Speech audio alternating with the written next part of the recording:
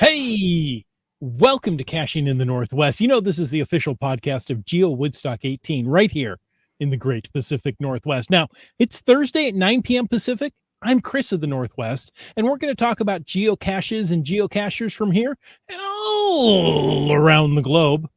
So while you're battling with the fire marshal to light all the candles on your birthday cake, we'll be caching in the Northwest. And tonight, you may notice, if you're an astute watcher, a listener may not have caught on yet. An astute watcher knows we don't have Wit's End with us tonight. He is otherwise occupied, and I hear sirens. Maybe that's why. Okay. No, that's not necessarily the case. But tonight we are going to do, in honor of Land Monkey, a show of glows. Yes, it's like a birthday glow. It's a healthy glow. So, audience, share with us any glows that you may have. We want to hear. And, of course, we can't start until we bring in our birthday baboon. Some say he thinks mayonnaise is too spicy.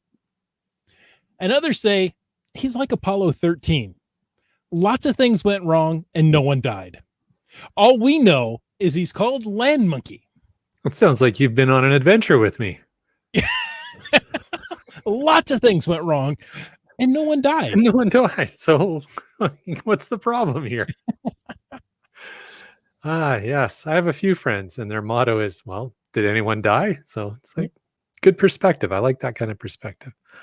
All right. Yes, it is 9 p.m. It's 2 minutes after 9 p.m. It is a Thursday night. It is the internet. It is caching in the Northwest. And I am missing my buddy Jim. Yeah, we are. Well, I don't know if we will, because it's only 2 out of 3 tonight. So hey, Meatloaf says 2 out of 3 ain't bad. He does. Actually, he sings it. Would you like to sing it for us? No. So anyways, what I will share with you and with all of our listeners is just a quick reminder that we appreciate the support of our patrons who help to keep this podcast coming each and every week. And a thanks to, what's that swimming over my head? Well, it's Land Sharks, one of our corporate Denali level sponsors. Land Sharks, thanks everybody who came by and visited this summer. They appreciate the stop buys of the store and hope that you keep on coming and visiting, and look forward to meeting each and every one of you at every opportunity that there may be. And also somebody else I've spoken to recently. Well, just today, I was speaking to Marcy from Gold Country. Oh. Gold Country. Look at that. You know what? The Gold Country folks said to me today, Chris? Hello? Well, that's how the conversation started. Absolutely. Ooh, that was a close one. Ooh, I didn't you know are what to the do astute amongst our watchers, Chris. Yeah, thank you. No, she said that she loved the animated logo. So yes, kudos to our that graphics department for putting that together. And that is, of course, the new logo for Gold Country BC. If you haven't seen it, get used to it. You're going to see a lot of it. But Gold Country wanted to remind everybody that it's geocaching season all year long. Just, know before you go, be prepared, and have some great adventures out there. Gold Country Geotourism, of course, that's exploregoldcountry.com, and on facebook.com/exploregoldcountry. And folks, let me just tell you, if you want to know more about supporting this podcast, well, there's room for everybody to jump on the support bus. And all you have to do is just head on over to that cachingnw.com, a website, and click that Patreon link. See, I switched it up. How did that work?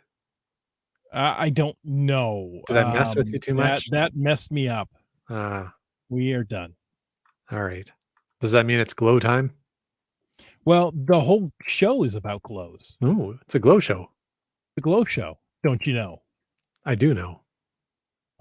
Okay. The Folks, end. well, you know what? I was going to skip it, but I'm going to read it. What's right? that?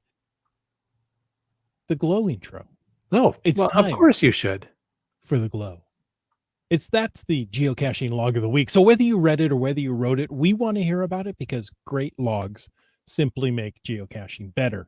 Send an email or a recording to feedback@cachingnw.com. You can call in to 253-693-TFTC. Maybe I said that too fast. 253-693-TFTC and show us just how you glow. Now, we're going to talk about a lot of glows tonight, but we do have a little bit of news to cover. And I'm going to start off with right here in Washington State. If you go down to the Whitman County Library District, that happens to be in Colfax, you know what you can get? Besides books at a library, you can get 2 new geocaching backpacks that are available for checkout. Each backpack contains a Garmin GPS unit, information about geocaching, and guidebooks featuring local landmarks. There are more than 500 caches hidden in Whitman County, and coordinates for them can be found at geocaching.com, a website. There you go. There are other backpacks available if you're interested in fishing or birding or hiking. I wouldn't suggest being the second or third person to take the fishing backpack. It probably doesn't smell as good. The fish isn't fresh at that point. I have a question for you. Yeah. For folks who generally know where, let's say, Seattle is, probably know where Tacoma is, maybe know where Olympia is, where's Colfax? So you're saying you. I'm saying maybe a lot of people who don't live in Washington might not know where Colfax is. So kind of relative to the major cities in Washington, where would one find Colfax?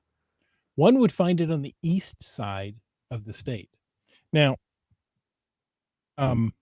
my wife, like near Spokane?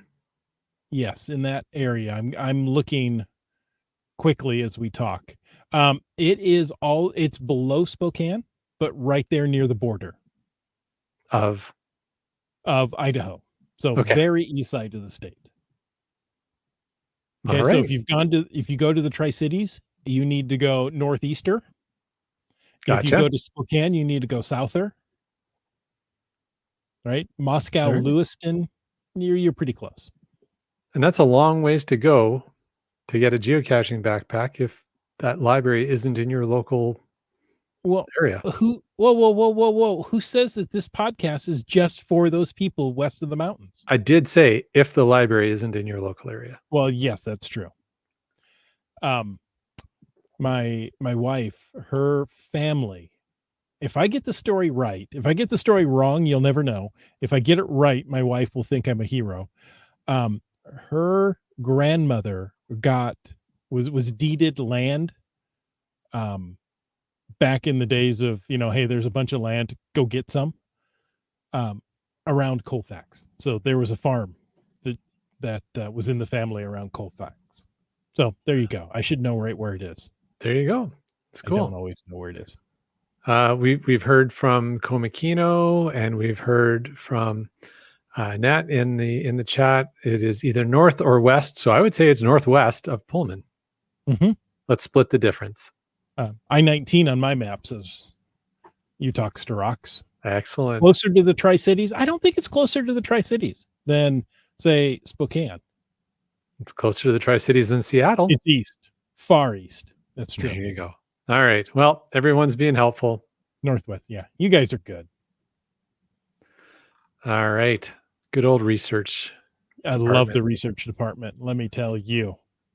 And just in case you wanted to know, what we may think that's coming from IHAM tonight is actually coming from Monkey Cakes. So Monkey Cakes, feel free to say whatever you want. We're going to attribute it to IHAM.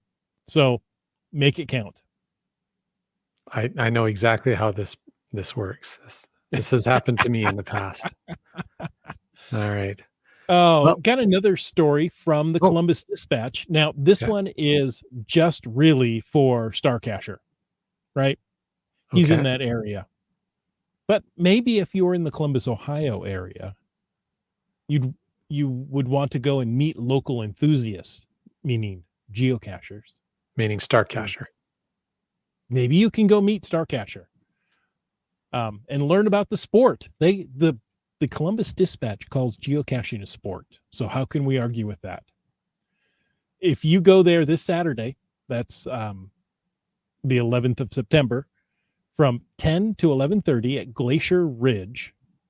That's on Highland Croy Road in Plain City, which is a suburb of Columbus. You'll learn how to use your smartphone to find treasure, and those treasures in quotes, because, well, we all know what that treasure is. That treasure is a smiley, and that's worth more than anything you're going to find in that little box. So, see, Rock, you talks to Rock says it's a great sport. The game, the sport, the obsession known as geocaching. There you go. All right. So that's if you're out in that area, Starcacher says it's actually a pretty long trip for him. So not necessarily. No, that was to the uh, uh, Colfax. Ah, okay. I'm getting them all mixed up here. That's a pretty long trip for him. Ah, The okay. one to Columbus is about 2 hours. All right. Still a long enough trip. Yeah. But there you go. So if you're out in that area and listening to this podcast and it isn't September 11th yet, well, Glacier Ridge, 9801 Highland Croy Road. You can meet some geocachers, learn a little bit more about the game. And if it's after September 11th, sorry? The sport. Sure. Not the game. And if it's after September 11th, well, you missed out. Yeah, sorry. You could probably still go there. You could. You may Mhm. not learn anything. There may be a geocacher or two. There may be a geocache. That's true. There's probably still an icon on the map. That's right. All right. Hey, you know what I did this weekend? No. What did you do this weekend? I went to a mega event. You lucky dog. I know. How was it? It was mega. It was very different. There was no physical caches this year, right? There were no physical caches. So we are talking about the Tri-City Geocoin Challenge. And of course, I don't have the coin in front of me. It's upstairs in my office. Chris, yeah, we will wait. Go get it. Okay. But not yet. Maybe in the after show. You'd have to wait to the after show. All right. And then again, I am deathly afraid of leaving Land Monkey alone on the microphone with no supervision. So, did anyone die? Not yet, but a lot of things can go wrong. So this year's Tri-Cities Geocoin Challenge was very well organized, as you would expect, right? Jen and her group do a fantastic job. This was at John Dam Park in Richland. DAM. There's no N involved. That's the name of a person, is John Dam. John's Dam Park. Got it. Yeah, got it. There was one physical cache, the bonus cache. And you know what? I forgot about that one. I didn't get it. I know. Oh, Chris. Language. Just thanks, Captain Tomakino. I'm just so disappointed in you tonight. Well, you didn't bring the coin onto the show. You didn't go find the bonus cache. Are you sure you went to the event? Do you have, are there pictures? Are you in them? Yeah. Yeah, I got my picture taken with Signal. Okay. Starcacher says, head back now. There you go. You got time. Miss the cache. So big park area. There were areas where you came to check in by last name, and they were, I don't know, a couple 100 feet apart. So they were set up for crowds. You could stand in line, socially distance. They handed out neck gaiters. Oh, okay. Gotcha. Cloth, Gotcha. Gotcha. cloth face coverings that go down over your neck. Yep. Stretchy. It took me just a moment when you said neck gaiters, and because my first thought when I heard gaiters, I was thinking the gaiters for Gaiters. my boots, and You just put one over your neck. Same yeah, thing. I was thinking, I'm not figuring out how this is going to work, and then I'm like, oh, okay, I know what a neck gaiter is. Gotcha. And That's a cool so piece of swag. That's smart. yeah, that was really nice. Of course, it's got, Tri-Cities Geocoin Challenge emblazoned right on front of it, because why wouldn't it? And Well, a yeah. pocket for a filter. Oh, So really? these I thought were very nice. And I guess you don't have one of those to show us either. It's upstairs. It's upstairs with the coin. No, Uh-huh. not quite. It's halfway up. Uh-huh. Uh-huh. Yeah. Okay. I'm not buying this story, but keep going. Then why should I go? Why should I continue if you're not going to do anything about it? Well, because it's interesting how you improvise this story about what Okay. may or may not So, have happened in the there were Tri-Cities. 4 adventure labs, 4 10-stop adventures, for each one, as I say, of the Tri-Cities. Right? 4 cities for the Tri-Cities. It's just fun to say, okay? The math doesn't work, and that's why I like it.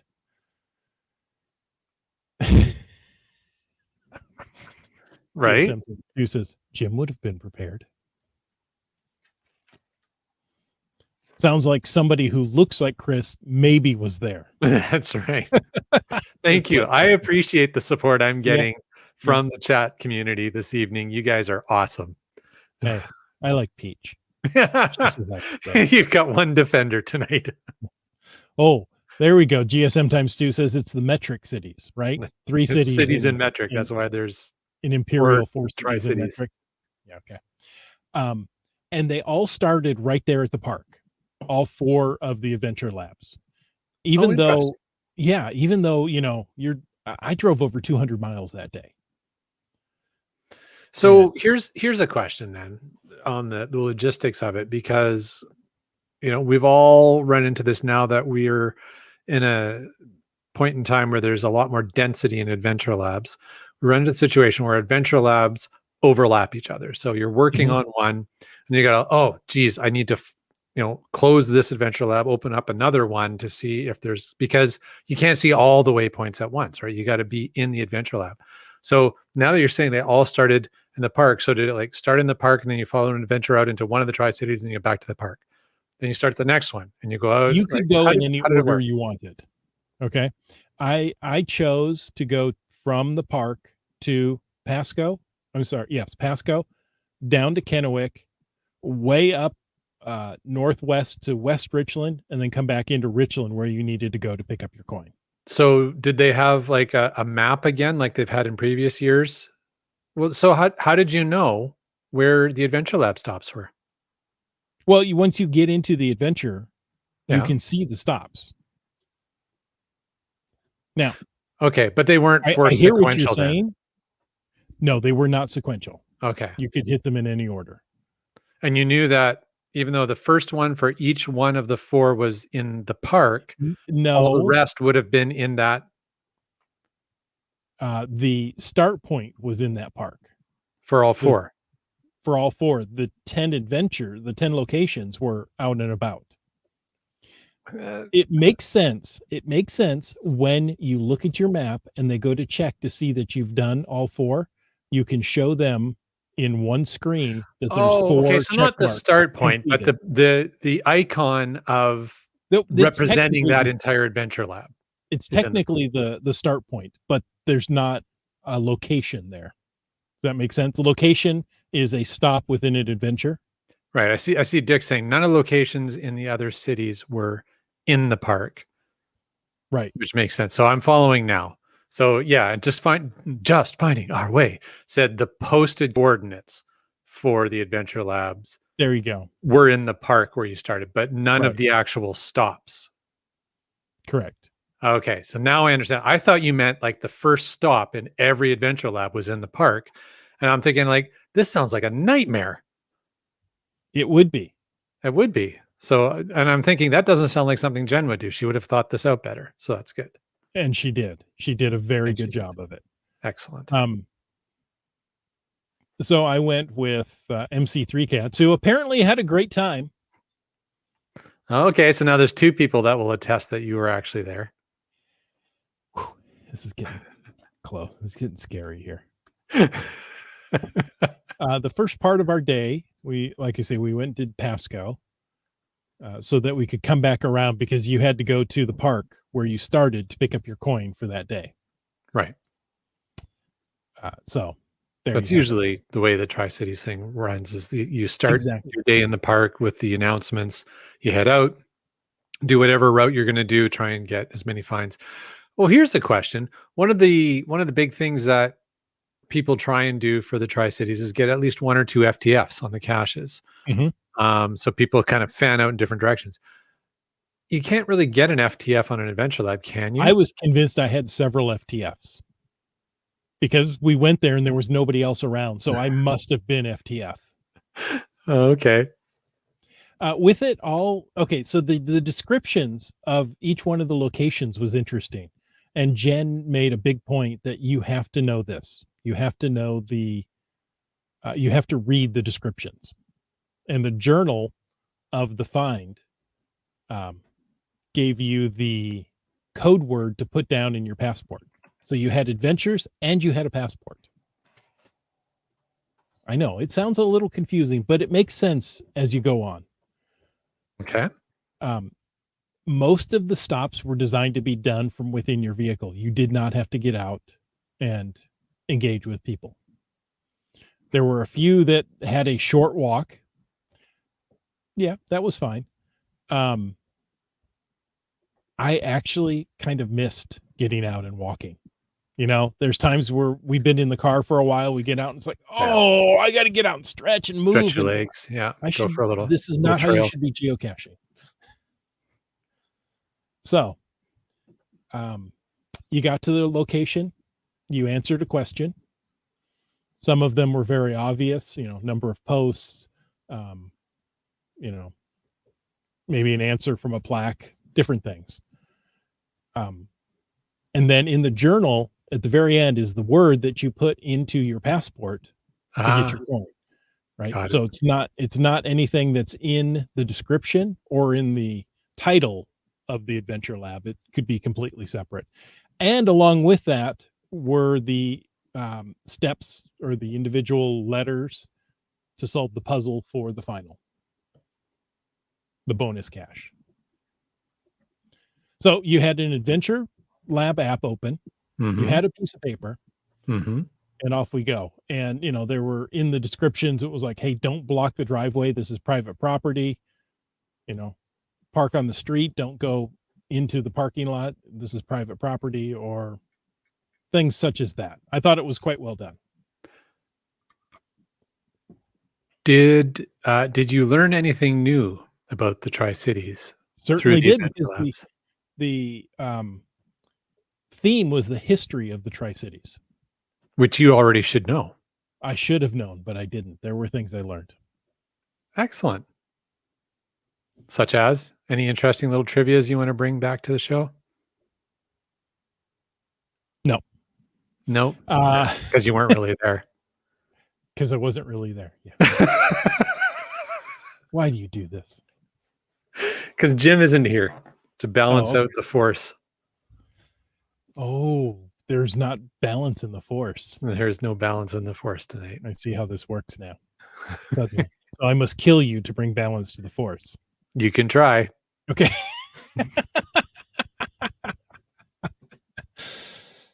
Oh, okay. Alright. Um, Well, that sounds like you had a really great adventure. Um, information is upstairs with the coin and the neck gator. That's right. and the necator. Uh, um, sounds like you had a good time. Did you see any of our friends? Yes. You People saw can MC3 attest that I cats? was there. Okay, but not okay. I'll lay off you just for a little bit. Other than MC3 cats and Peach, did you meet up with any of our other friends or listeners or such? Yes, there were several people that we caravanned for the first part of the day up until about noon. Um, with JT Coffee, a brand new lackey called Nick Chick. Yep. Um, She was just up here in Vancouver recently. yes. And I saw Ari 54321 One. and Captain Cookie, both lackeys as well. Let's see, Terrible Tease was there. MC3 Cats, Mr. Gadget 2. Those were in the car with us. Don't know if I know Mr. Gadget too. He is a Spokane area geocacher, I believe. Okay. MC3 Cats, who else did we run into? We ran into Peach. We ran into the Supernauts. There was a little WSGA mini meeting there because most of the representatives of the WSGA were there. As one would expect for the Tri-Cities event. Exactly. I don't remember seeing Komakino. Tell me if you were there, Komakino, and I missed you. Who else did we run into? We ran into a lot of people. There were over 300 people at the event that day. Excellent. All right. Getting all kinds of specifics there for you. Oh, no, Komakino wasn't there. Oh, Mr. Gadget 2 is from Quincy. Where's Quincy? It's where Mr. Gadget 2 is from. Ah, okay. Nearby. Okay. Komakino couldn't make it, sadly. That's why you couldn't There's find always next year. Yeah. Well, I'm looking forward to next year because I really feel like I missed out on this year, but that's okay. Jen told a story, and I could only know this because I was there. Jen told a story that she wanted the coins to be simple this year. Okay. And they started out, and one of the team members came up with a cardboard design of a coin and kind of a shape of an X. All right. And then, they handed it off, and Chris Mackey got a hold of it, and it no longer became simple. So it was actually quite a stunning coin. That's cool. That's definitely somebody who has some mad skills when it comes to the coins.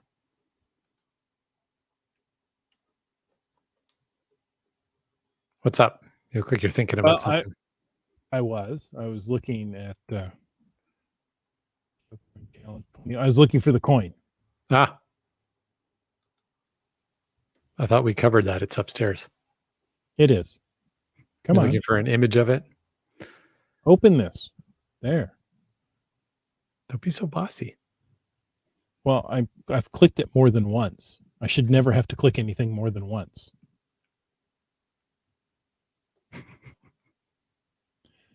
Not the best picture, but this will work. Let's see. All How right. do I share a screen?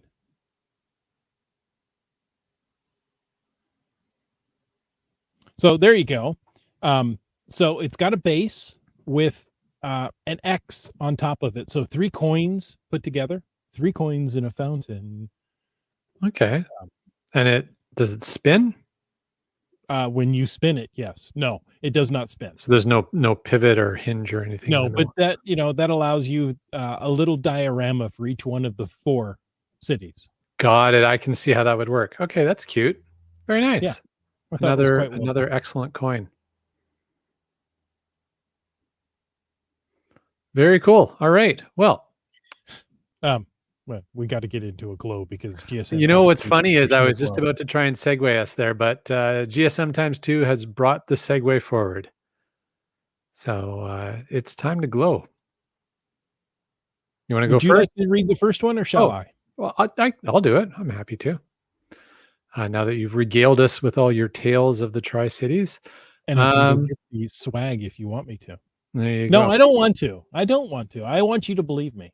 All right. Well, good luck with that. Anyways, while we're working on that, we've got our first glow of the night submitted by Seebeck Tribe. And Seebeck Tribe says, just read this log by GPR Girl. I figured that one out. On GC 86 Echo Romeo 6. And it's called Not Freddy Krueger's Place. That sounds like fun. All right. Reads like this.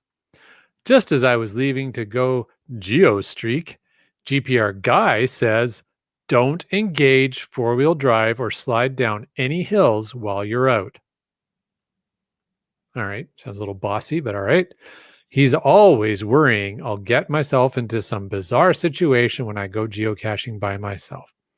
Crazy talk, I say.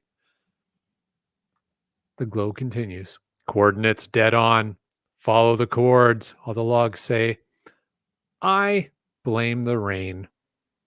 Sounds like a song.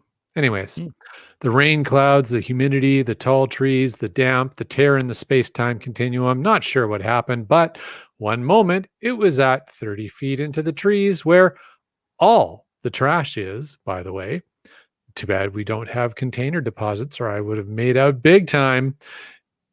An interesting jacket draped on the bushes, food containers, piles of stuff. Next second, GPS is pointing to a suspicious sprinkler head. Next spin of the GPS points to a lamppost. No matter, I think. What could possibly go wrong in a store parking lot? Remember, don't engage four-wheel drive. All right. I venture into the I'm going to buy a couple of 30 packs and some snacks and consume it all here spot. Only I slip on a big stick and, in attempting not to fall down, smack my head into a very low, sturdy Heidi branch. I now smell like pine tar and wonder if this is the stinkin' hint M-Nerve was talking about. I guessed not. At least I can tell GPR guy I technically didn't slide down any hills. Stumbled over towards the LPS, which I thought, no way it is here, only to have the GPS spin a few more times in every direction, much like what I was doing in the parking lot. And the light sprinkle turned to downpour. I phoned a friend, and then wished I'd brought some climbing gear and rain pants. I located the cache just as friend replied. For all of you following along and expecting a clue, it is not the sprinkler heads. However, my evening would have finished even more spectacularly had they also turned on. After very ungracefully retrieving the cache, my rain jacket had collected in a fold a fair amount of rain that had been coming down as I turned to answer friend's text and head to Geomobile. This huge amount of water off my coat unleashed down the front of my pants. My light gray pants now had this huge wet stripe from crotch to knee. I can't imagine that would look suspicious at all. I had rainwater running down to my ankles at this point. I am glad I was not FaceTiming this friend, yet at the same time, I knew he would totally have understood and or commiserated. I was standing in the parking lot wondering what happened to me, sopping wet pants, looking like I was in dire need of bladder explosion products. Wet cleanup in aisle Jeeper girl. But I had cash in hand, and I should have taken a selfie. And this is why Jeeper Guy always meets me at the door to see what I have gotten myself into. I reported that I did not use four-wheel drive and went and changed clothes. Thanks for the cash. The streak keeps on keeping on. Gets a fave point just because I cannot make this stuff up. There you go. Well, thank you very much to Seebeck Tribe for submitting it and Jeeper Girl for sharing that totally humiliating moment with us all. Do you believe her, Land Monkey? I believe her. That hurts. All right, then. Yes. I'm just going to let that go. The next one comes from a submission by ShareBear64, who's a friend of the podcast, a friend of GSM times 2. She says, "Hi guys, loving the podcast as always. Here's a submission for your glow. Hope you enjoyed as much as I enjoyed the cache." And this is GC 7F. I lost it. 69N, option number 4.5. As I sit down to write this log, I ponder my many caching adventures. Some notables that come to mind: the one where I broke a rib, the one where a tree branch recoiled, knocking me into the river, leaving a big knot on my forehead, the one where I got to see my first ever case of poison ivy, gnarly, and now the one where I sunk my knees in quicksand and had thorns cut a road map of the Virginia interstate system into my legs.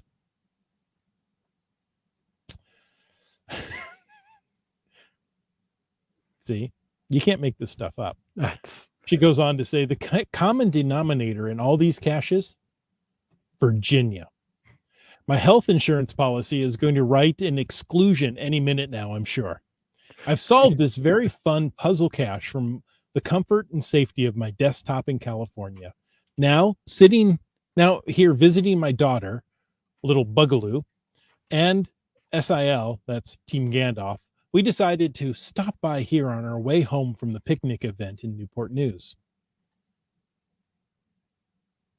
TG. I don't know who TG is. I don't think we referred to them. TG did have the decency to alert me that there would be water, as well as warn me, that little Bugaloo warned me that LBL would not have the patience for this one. That's code for you're going to get dirty, hurt, or both, and no one in their right mind would get this cache. Lucky for me. A, I'm not in my right mind. And B, Big Lots had a t-shirt, bike shorts, and Crocs, all for under $20. You shouldn't have to know that, is all I have to say. You shouldn't have to know how much a brand new outfit's going to cost you. She goes on, so sporting my new outfit, we gamely ventured into the great unknown. Lucky for us, and I use the term loosely, TG's so-called friends, including the CO, were present when we arrived at ground zero, and some of them having just gotten the cache themselves.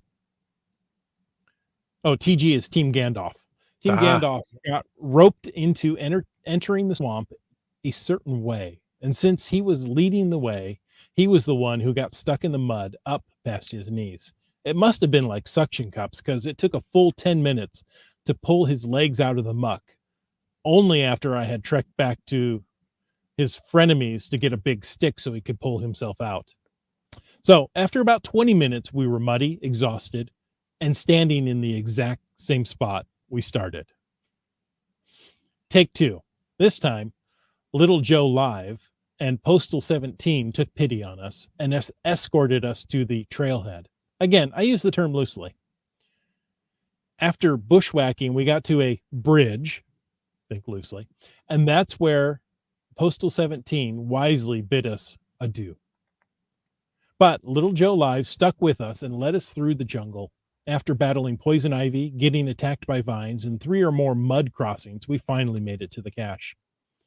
The CO got a nice picture of me expressing how I thought his cache was simply number 1 thus far, as he sat safely on the other side of the river, watching us make our final approach to the cache site. Just a top-notch trek, and I wanted to make sure I used my tallest digit to show him just how numero uno I thought it was. I've had trail experiences similar to this. There was a photo attached to this. Team Gandalf made the grab and signed our names. And as I called out in vain for the cache owner to come and replace the damp log, caches needs maintenance, man.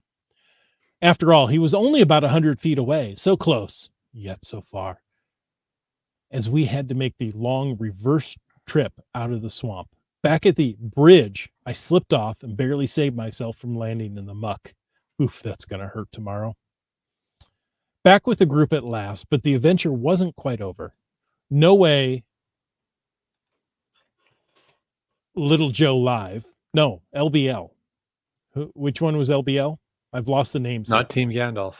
Not Team Gandalf. Would let us enter the car like this. So we walked around the building in search of a spigot. Nothing on the backside, but we got lucky when we rounded the corner. It took us a while to coax the sticky mud off our legs and arms. But after all was said and done, we were alive, somewhat clean, and we got a smiley. You know, this kind of sounds like land monkeys theory, right? A lot of things went wrong and nobody died. Nobody died. While you were telling the story, and as soon as you got to the bit about voting this number one, I went and looked up the GC code so I could take a look at some of the pictures. This is quite the caching experience. There are some really interesting photos attached to this one. It reminds me a bit of the bloated, festering head of my first victim. That's a cache here that apparently there's supposed to be a trailhead in. You can get there dry, but nobody can find it, and you come back nasty. Okay, she goes on to say, and we all got a smiley, a single smiley, just exactly like the one we got before when we took a nano out of a sign at the Big Lots parking lot. Yeah, exactly like that one. Thanks so much for the fun, Keith. Obviously gets a fave point for me for the adventure factor. Shout out to Little Joe Live for being our guide and making the trip making the trip for the umpteenth time that day. I really appreciate it. Thanks, Keith, for the adventure. I don't understand how you find these places, and where, pray tell, are your locations? Where are the locations you reject? That's funny. ESM times 2 is asking for the code there. I posted it in there. Yeah. And you have also. There you go. All right. Wow. That is quite the story. I appreciate people sending in glows like that. And we went out. Oh, go ahead. I was going to say, and you can see why we save these for shows like this. I mean, that's too much of a story just to fit into the normal glow, and it's something you just don't want to jump past quickly and move on. Yeah. Wow. It's incredible. So thank you. That's pretty awesome. I was going to share, we got out for some big adventures this past weekend. Also, nobody died. And there are some things that I wanted to vote number one. So I can appreciate that, especially when we got a flat tire on our way home. That was a number one experience in my books. Sorry, that's never any fun. But good thing about having full-size spares. Yes. Especially when you're on a that's something everybody should invest in a new car. Make sure you have a full-size spare. Well, yeah, it depends what kind of vehicle you have, right? Sometimes you don't have that option, but some of the new cars don't even have the wells in the trunk anymore for the spare. Right? Yeah. Crazy. All right. Well, next glow we have comes from CRS98. CRS98 found the traditional cache. Oh, yeah, traditional cache called Excellent. There you go. It's a pun. So it says here, this was the final cache goal of the trip. I had dutifully copied out the waypoints that had been passed down from other cachers. And so let me just add a few specific notes. From waypoints 1 through 5, you are traveling on excellent backcountry roads that are well graveled and in good shape. They are also heavily used this summer by logging trucks. Good thing to be aware of. There are plenty of places to pass each other on these roads, but drive defensively and expect that you should be the one that has to get out of the way of the big truck, not the other way around. Fair point. From waypoint 5 onward, the road becomes a bit more sketchy. I had no troubles negotiating most of it in my Toyota Highlander, and in fact, almost certainly could have easily made it all the way to the cache in that vehicle if I had tried to. In fact, I got about 0.18 miles direct, about half a mile along the road, and ran into a small tree that was crossing the road. I could easily have moved it, but decided that it might be a sign of worse things to come and opted to park there. A set of coordinates are given in his log. I actually do think that is a pretty good place for most folks to stop. So there you go. Check his log, look for the coordinates. There is an excellent place to turn around there easily, and as you descend further, the road gets more and more grassy. This year, the fire danger is extremely high, and I don't think it's a good idea to drive a car with a hot exhaust across the tinder dry grass up here, especially since that is your only way out. Good advice. So now with the cache advice out of the way, let me tell you the rest of the story.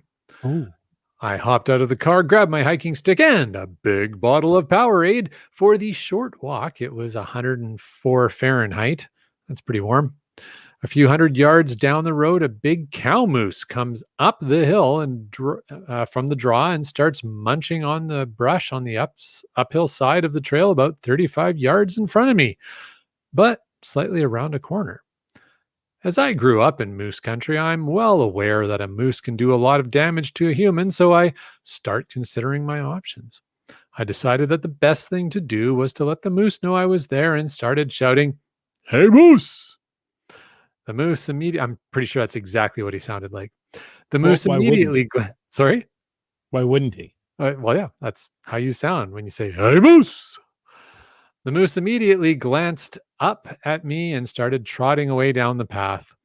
It slowed down enough that I was able to dig my phone out and snap a picture attached to the log. The moose eventually barreled off the road, back down into the draw to the left. I descended without further incident, made the relatively easy find, and took the few steps back to the road only to hear a rather large animal in the brush on the other side of the road. I figured it was the moose again and made a few noises so it would know I was still there, and it seemed to head off further into the trees. I continued up the road another 150 yards, only to be just about run down by 3 elk that were running down the road, unaware of my presence, despite my earlier hollering at the moose in the bush. Well, clearly, I'm going to interject here. Clearly, the issue is you were yelling at the moose and not at the elk. So the elk were You just weren't using disregarding you. the proper elk language. You were only using moose language. How were they supposed to understand? That's right. He didn't say, "Hey, elk." So That doesn't roll off the tongue as the same. it doesn't, not like "Hey, moose."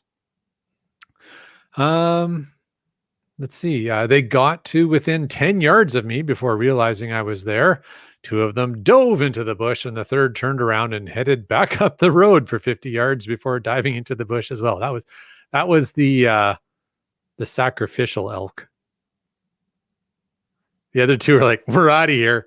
Hey, Jim, run up the road." Yeah, So, go ahead, go see what's up there. yeah, We'll wait here. we'll wait here. That's right. It's all good, man. I use Jim because this is the kind of thing Chris and I do to Jim all the time. Poor And Jim. Jim's like, "Okay." Then he does it. Then he regrets it. But that's how I had my bear encounter. It wasn't with Jim though; it was with my wife. Yeah. But go It's ahead. just, hey, honey, go run up the road for a bit.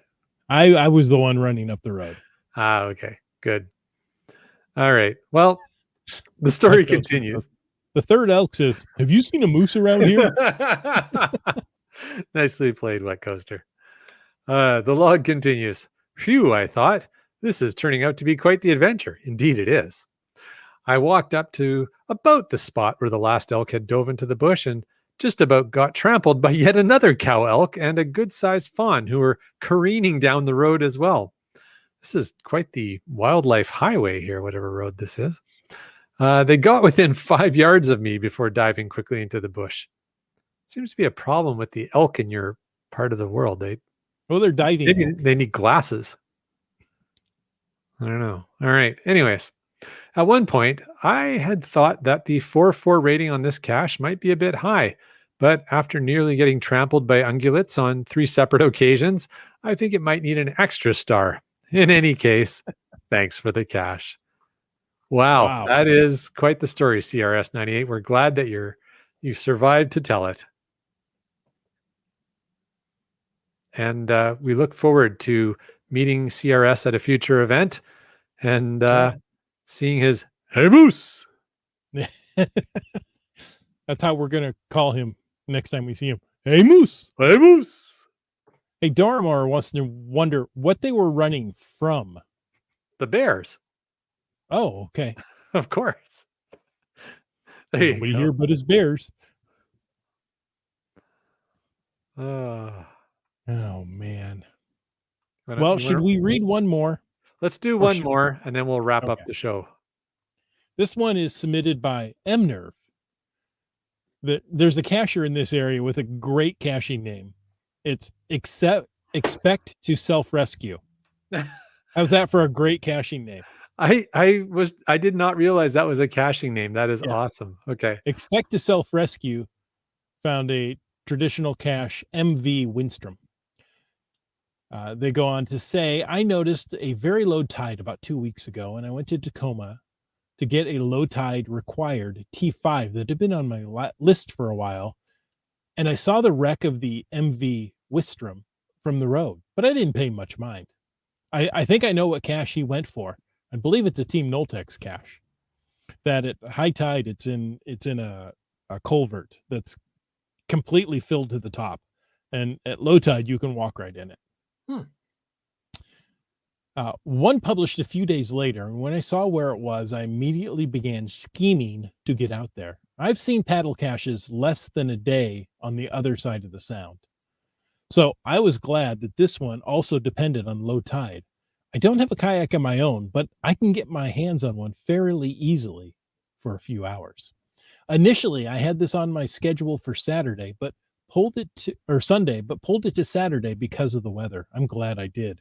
It was cold this morning, but the skies are clear and it quickly warmed up. It was right at 65 when I put in the water. The water temperature was in the low 50s. I chose not to use the suggested parking, opting instead for a closer parking spot. It might not be public access, but there's not a single no parking sign to be seen near the dock entrance.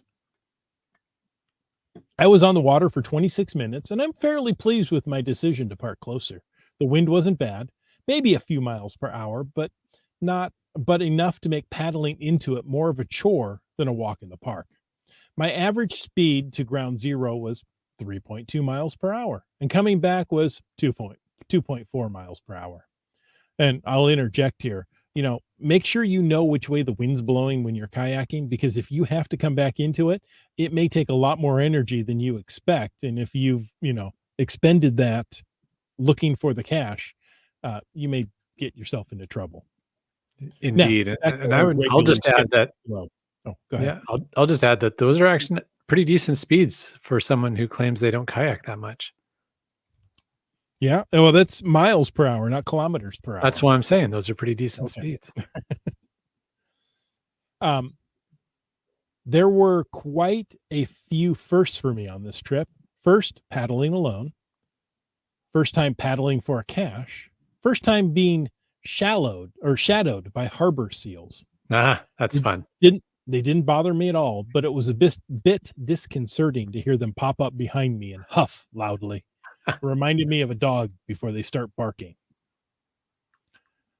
I got to the wreck and spied the cache right away. I paddled around it once, then approached it from downwind. I used my paddle and attached the buoy to keep me next to the wreck as I signed the log and took the FTF log picture. Just before I set back off to shore, I tested the depth. My paddle went in just over 5 feet before touching mud. I was about an hour before low tide exactly. It was probably only going to be down another foot or so. I doubt you'd ever be able to walk to it. The water would be over your waist if you could manage not to sink into the mud at all. And I'll let you know the sound is cold all year round, right? 50 degrees is probably the height of it. So don't expect that, I'll just go out on a hot day. You will still lose feeling in your extremities. It's cold. Okay. He goes on to say, on the paddle back, I went through a large school of jellyfish, the biggest being about the size of a basketball. Wow. Not anything I'd be inclined to swim through. But at that point, the seals were keeping their distance, but still watching.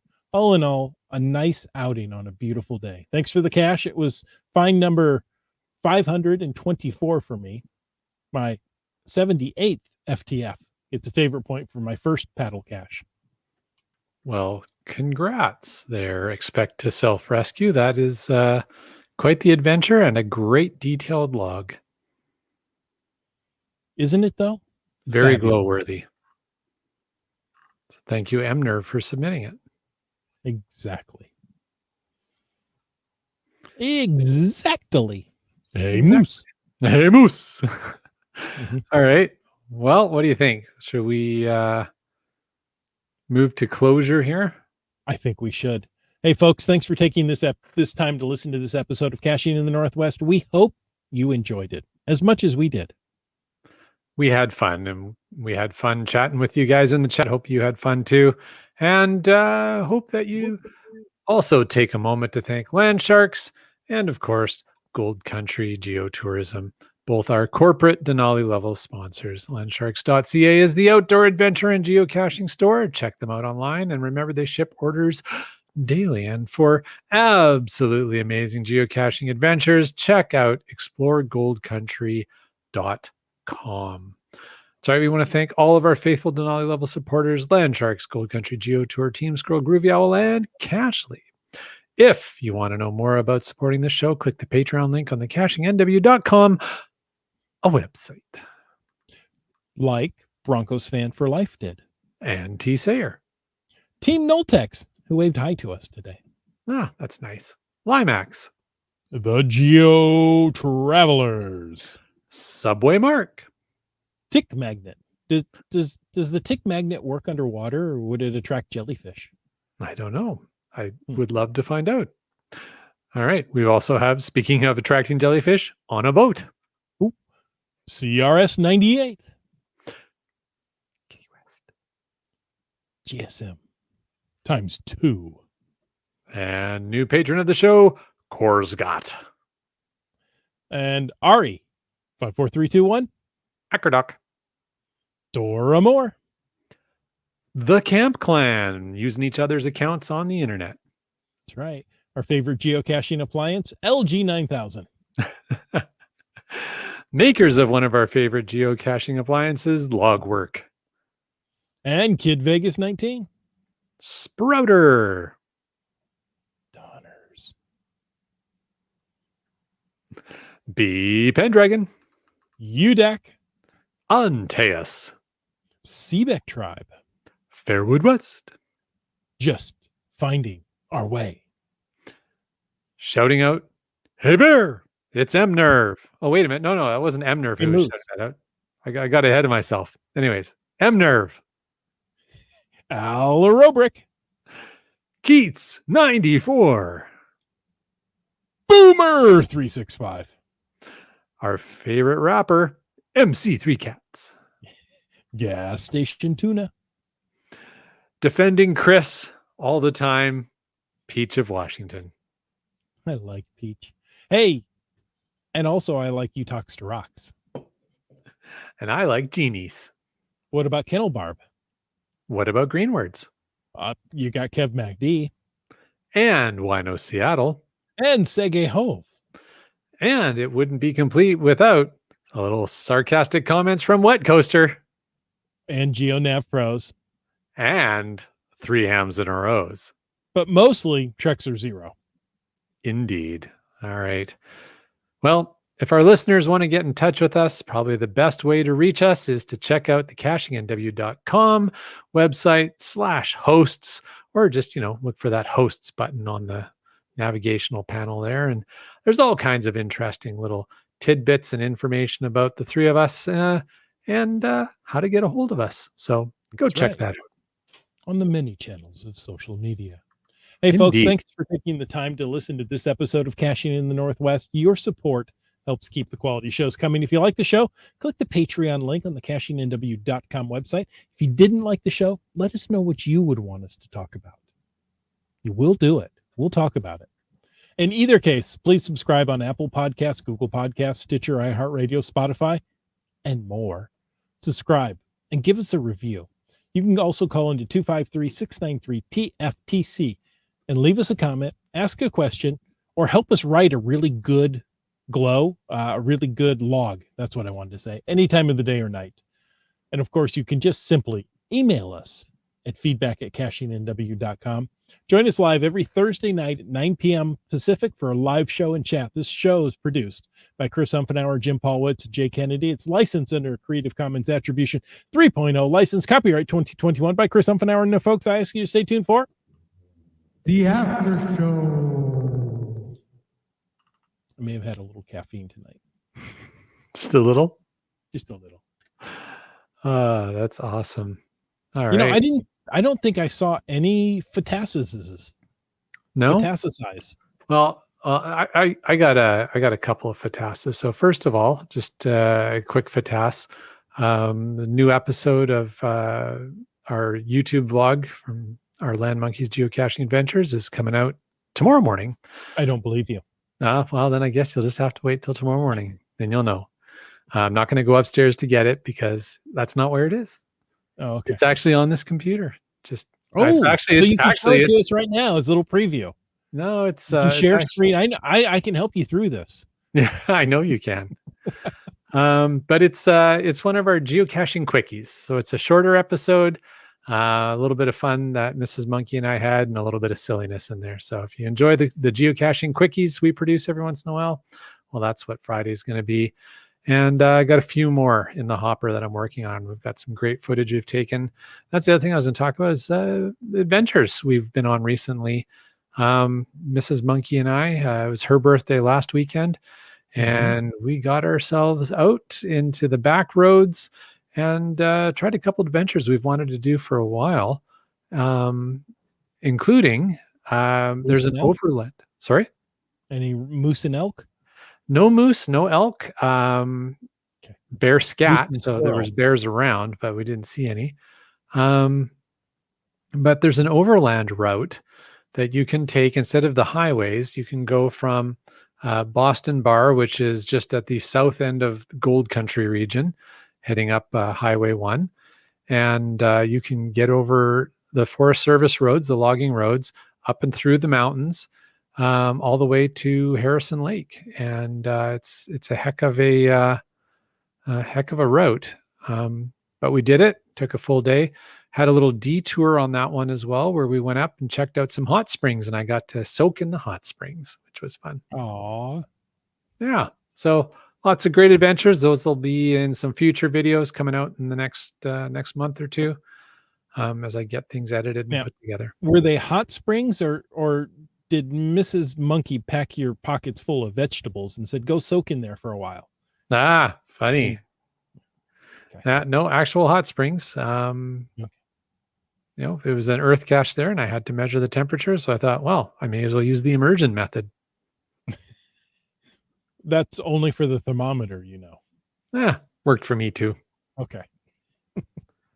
There's a fatas from CRS 98 here. Yeah. It says, new rule. Any cache log that contains the phrase, "Hey Moose," gets an instant glow badge. Well, I don't know about an instant glow badge, but if we read it on the show, it'll get a glow badge. That's right. Hey Moose.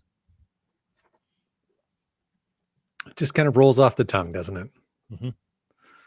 Fun stuff. All right. Well, if there's not too much else for fatas, we can probably call it a night. Okay. I think you should believe me that I went to the Tri-Cities this weekend. That's all I'm saying. Hey, folks, thanks so much for believing in me and listening to this episode of Caching in the Northwest. Until next week, get out and get caching in the Northwest.